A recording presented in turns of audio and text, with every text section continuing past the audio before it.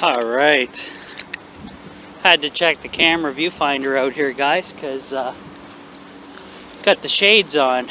It is November the 10th, 2021, and only the trees are starting to drop their leaves now, which is pretty impressive.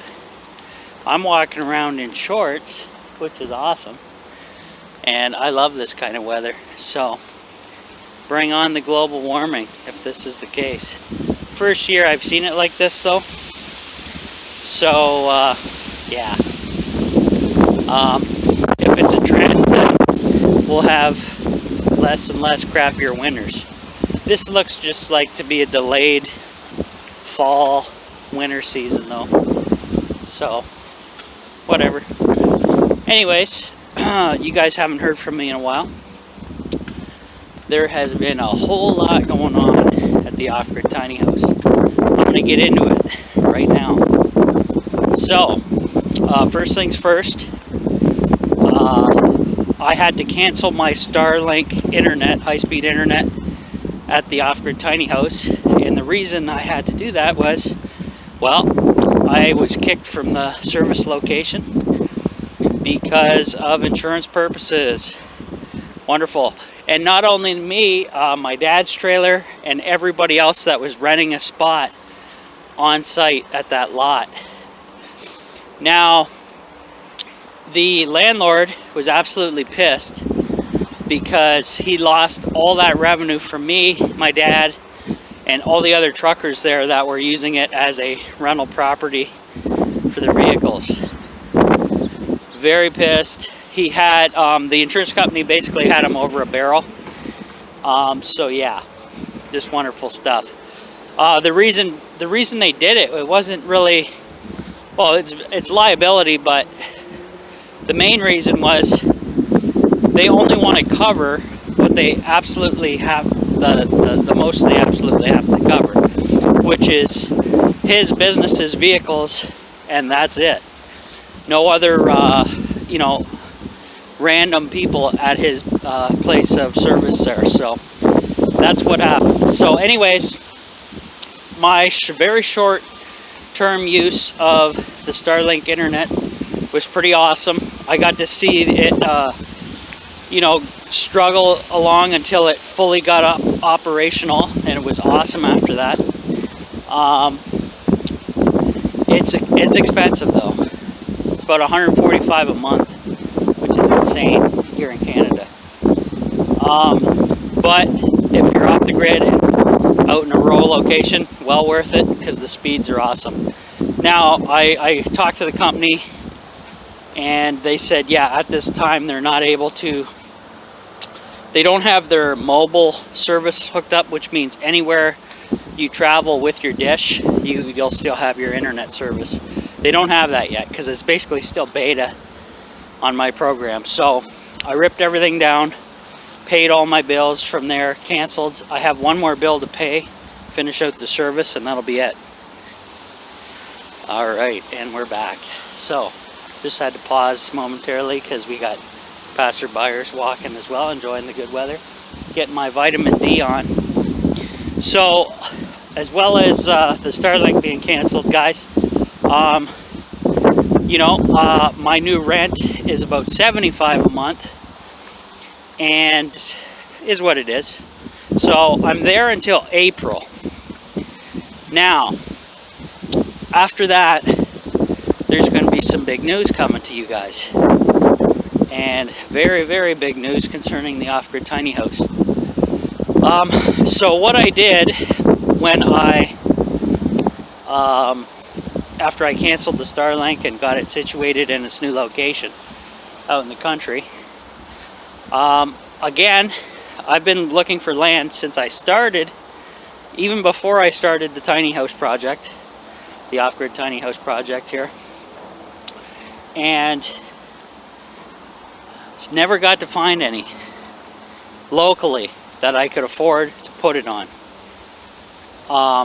It's been like 7 years, 8 years since I started the project. Still haven't found any local land that would work out for placing the tiny house. So I went ahead anyways, back 7 years ago or 8 years ago now, started the project at that lot. Everything worked out. I had a couple moves in between there, different spots that I thought would work out. They didn't. And yeah, so that's basically what we're at.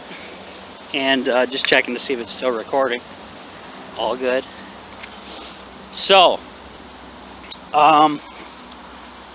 I couldn't find any land still locally. So what I did was I threw it up on for sale. Now I'm going to pause the camera because we got some people coming, and I'll get into more of this. And we are back. So sorry about the interruptions here, guys. So anyways, I put the tiny house up for sale because I was basically in a pinch. No property. Put it at kind of a crappy rental agreement where it's $75 a month and it's short term. And yeah, so I put it up for sale, and it did not take me very long to have somebody purchase the off-grid tiny house. So they made me an offer I couldn't refuse, and I actually have half the money already. And yeah, pretty nice. I did it as a cash sale, and as is, no refunds, all that. And very, very happy about that. So I'm not going to go into too many details until it's off the property and in the hands, like when I give the ownership over. They basically gave me a down payment to lock in the tiny house, and then I would take the ads down offline there. So I did that, and I wrote up a little contract for our little agreement to sign off on, and it is what it is. Now that's pretty big. I won't get into the details of how much I sold it for, but I'm pretty happy. Let's put it that way.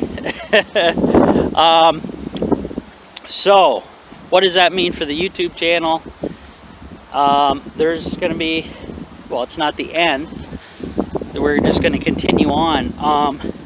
My plan is to start over from scratch, and this time not use a transport trailer. I want to use a actual tiny house trailer, like a tri-axle trailer, 24 feet, 20 feet long, something small to start out with this time. Something that I can pull myself, that I don't have to pay someone to pull, that I can park it on property at a reasonable cost myself, you know what I mean?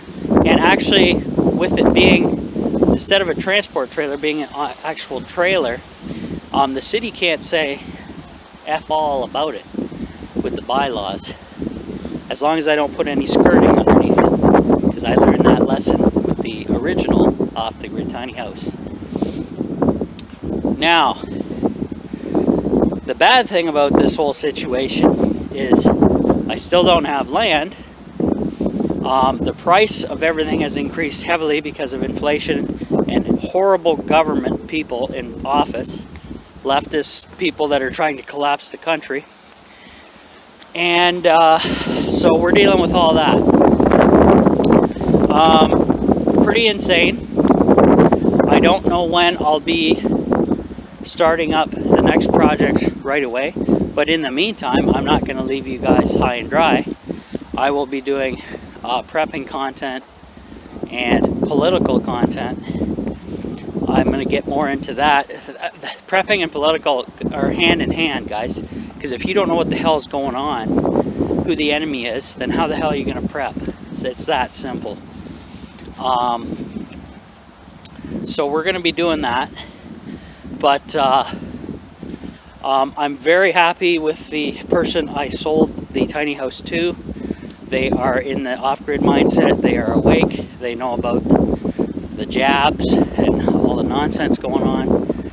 And that they're going to convert the rest of the tiny house on their own property and fix it up and make it what they want it to be, and that is the goal for them. So it'll be out of my hands, one less issue to worry about.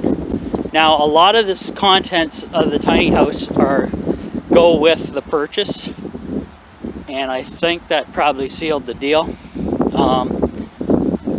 So that's pretty sweet. And as for the solar system, I know I just got some lithium batteries to finish it off, but that was kind of I was doing that anyway and saving for that anyways, so that's not too big of a deal.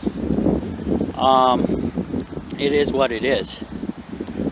So the plan is, once I get the rest of the money in a couple weeks, I will hand over the ownership of the tiny house, the keys, and we have to, like, everything's up to the new owner for transporting it and whatever. But I gave her the rundown. It's a girl, and I let that slip anyways. But anyways, yeah. So there's 2 propane tanks that are full, 200 pounders, that go with it, as well as the on-demand. Now the on-demand,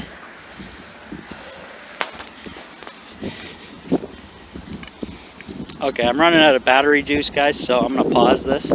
But anyways, that stuff is gonna be going with the tiny house, and it's all included. But we're gonna figure out how to get it to her, because I can't really lift the 100 pounders inside the tiny house, and I left the tankless out of the tiny house specifically for the cooler weather, so nothing freezes and damages internally. So is what it is. So I'm going to talk to you guys later. That's it for this video. Gotta charge this phone up.